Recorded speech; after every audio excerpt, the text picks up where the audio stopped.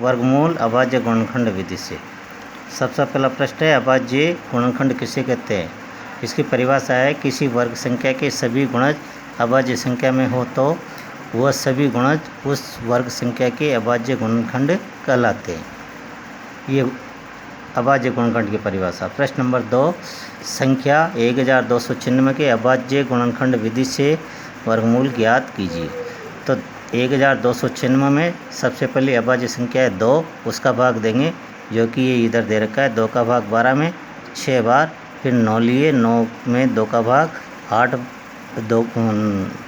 2 का भाग 9 में दिया 4 बार, 8, 9 में से 8 गया तो 1, तारे 6, 2 का भाग अब 16 में दिया 8 बार। तो इस प्रकार 2 का भाग 1296 में 648 बार। तो जो जितनी बार भाग गया वह यहाँ पर नीचे लिख दिया।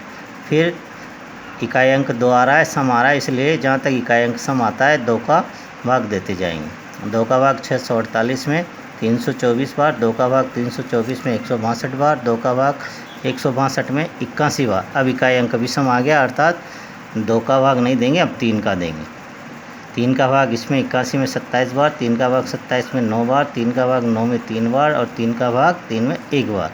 अर्थात इसके गुणनखंड होंगे 1296 के गुणनखंड हो गए 2 × 2 × 2 × 2 × 3 × 3 × 3 × 3। अब समान गुणजों के 2 का एक समूह बना लेंगे। तो ये 2 का एक समूह, फिर इसका एक समूह, फिर 3 का एक समूह, फिर 3 का एक समूह।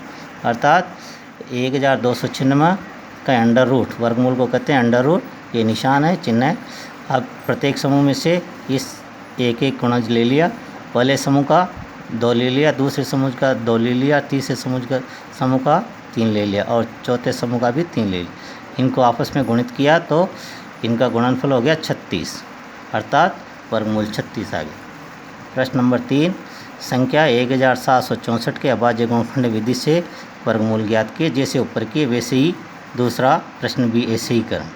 2 का भाग 1764 में 882 बार, 2 का भाग 882 में 441 बार। अब इकाई अंक विषम आ गया, अर्थात 3 का भाग देंगे। 3 का भाग 441 में 147 बार गया, फिर 3 का भाग 147 में 49 बार गया। अब यहाँ 49, 9 और 4 कितने होते? 13 जो कि 3 से पूर्णतः विभाजित नहीं है, इसलिए 3 का भाग नहीं देंगे। हम 7 का भाग 49 में 7 बार और 7 का भाग 7 में 1 बार।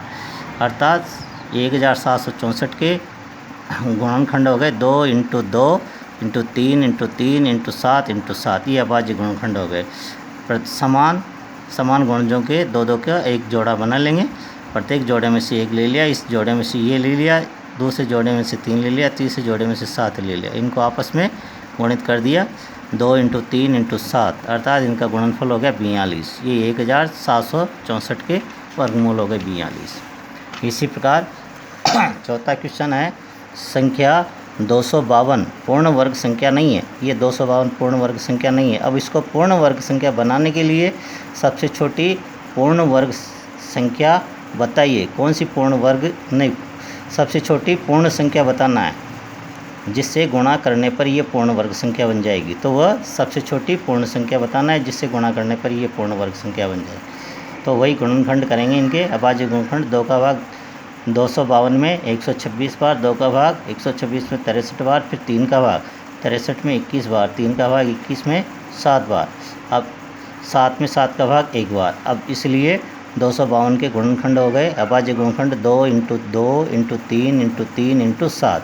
अब समान गुणजों के पहला 2 × 2 का पहला जोड़ा का एक समूह बन गया, 3 × 3 का एक समूह बन गया और 7 इकल्ला बच गया। अब 7 का समूह नहीं बना, इसलिए अभाज्य गुणन संख्या 7 का जोड़ा नहीं बन रहा है। इस 7 का जोड़ा नहीं बन पा रहा है, अतः 7 से गुणा करने पर पूर्ण वर्ग संख्या बन जाएगी।